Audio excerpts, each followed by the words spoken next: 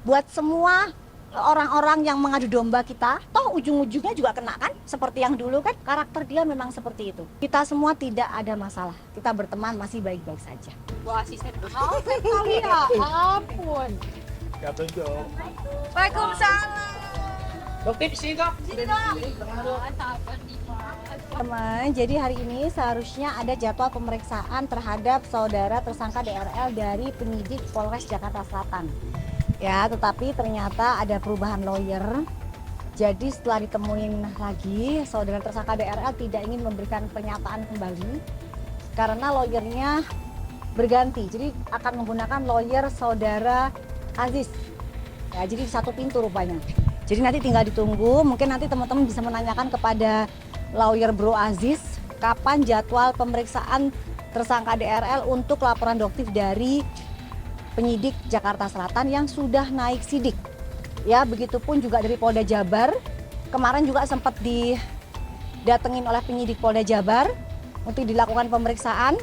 Nanti kemungkinan minggu depan kemungkinan nanti penyidik Jabar juga akan memeriksa tersangka DRL di sini gitu. Seperti itu. Ya, mungkin ada yang mau tanyakan? Yang di Jabar perlu dijelaskan. Sama di Jabar ini soal fitnah juga karena dia menuduh doktif bahwa doktif itu menggunakan tenaga anak buahnya untuk menyerang dia. Sementara doktif tidak mengenal sama sekali. Seperti itu. Jadi pencemaran nama baik. Plus fitnah karena dia memfitnah doktif bahwa memang doktif itu membayar anak buahnya untuk menyerang dia. Seperti itu. Ya, oke. Dijadwalkan pemeriksaannya Minggu depan masih nanti akan dikirim surat kepada penasihat hukumnya. Jadi mungkin Bro Aziz akan kelimpungan nanti minggu depan, fokus Bro Aziz untuk mendampingi tersangka DRL dulu deh biar cepat beres laporannya seperti itu. Ya, oke. mungkin menanggapinya gimana dok? Ini kan kayak ada 2 kali nih. Ya kan dokter kan sudah hafal ya, dia itu memang karakternya memang begitu. Jadi kalau misalnya bisa ditunda, kalau misalnya bisa dipersulit, kenapa harus dipermudah? Karakter dia memang seperti itu. Jadi ya toh ujung-ujungnya juga kena kan, seperti yang dulu kan dia tidak ditahan, selalu mangkir, tidak akhirnya lepas, tetapi kan ujungnya akhirnya ditahan juga.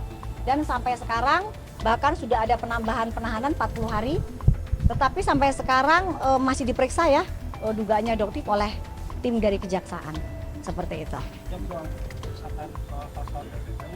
Oh iya, untuk pasal TPPU juga doktif juga meminta kepada penyidik karena suratnya juga sudah diterima kepada Pak Kapolda dan Pak Dir untuk bisa dilakukan penyidikan lebih lanjut karena bukti-buktinya sudah sangat jelas. Doktif sudah memberikan bukti-buktinya kepada penyidik.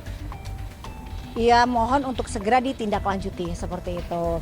Dan kebetulan juga kemarin LPSK ada undang-undang tentang perlindungan saksi dan korban sudah dicanangkan oleh Teh Rike sebagai anggota DPR Komisi 13.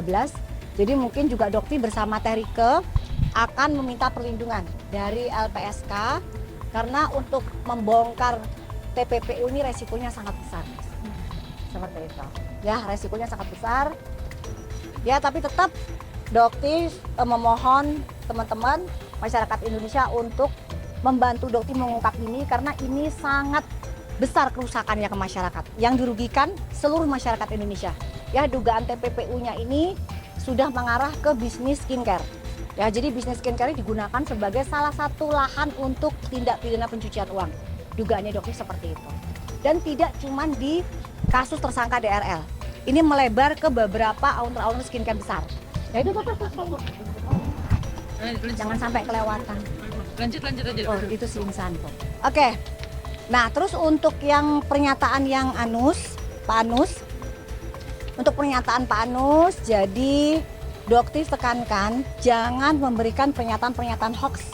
Contohnya seperti kemarin, bahwa laporan Nikita Mirzani ke saudara DRG telah dihentikan. Itu tidak pernah ya. Jadi laporan Nikita Mirzani tetap berjalan. Bahkan kemarin penyidik dari Polda Metro Jaya sudah melakukan pemeriksaan ke rutan Pondok Bambu.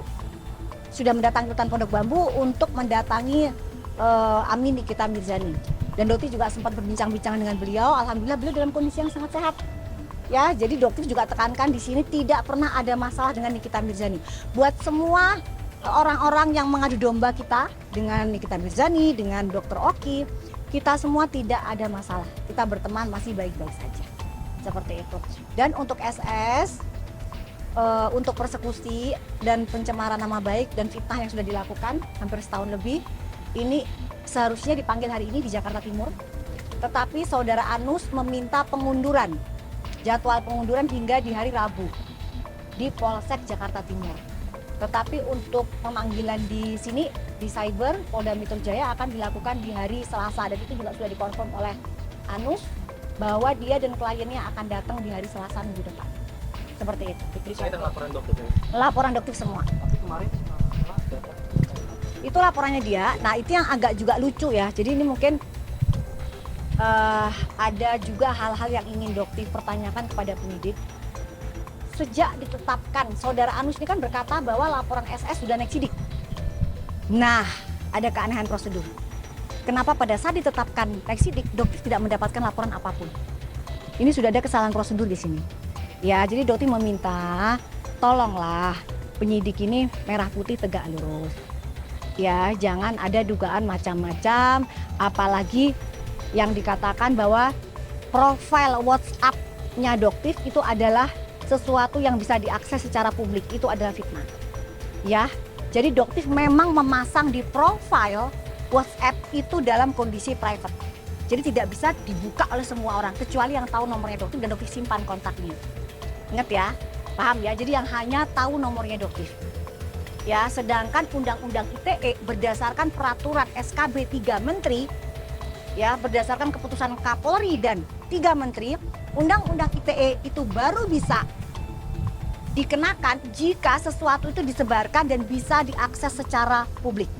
Dan WhatsApp itu termasuk golongan private, tidak bisa disiarkan secara publik. Atau kalian mendapatkan nomornya dokter, kan nggak mungkin kalau dokter nggak ngasih tahu.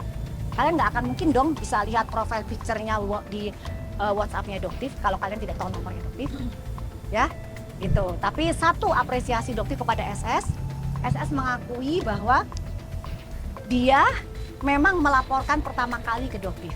Padahal dialah yang pertama kali membuat huru hara itu, dialah yang pertama kali menyebarkan nomor dokter melalui story Instagram dia. Jadi ini ya lucu ya. Jadi tapi kalian bisa menilai lah siapa yang berbuat, siapa yang melaporkan lebih dulu. Siapa yang memulai keonaran lebih dulu tapi dia yang melaporkan lebih dulu. Ya, itulah kita bisa lihat bagaimana sifat ular sebenarnya di sini. Gitu, oke? berarti Sarah merasa ada kejanggalan terkait laporan. Betul. Tapi semua ini kan bisa kita, sampai detik ini dokter tidak mendapatkan apapun ya. Laporan apapun, SPDP tidak ada.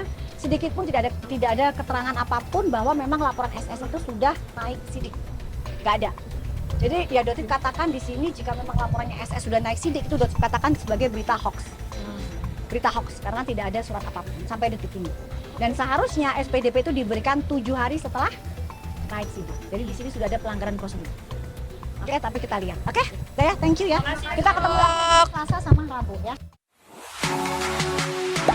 Gak sempat baca? Dengerin aja. Klik icon text to speech, gak pakai ribet di okezone.com.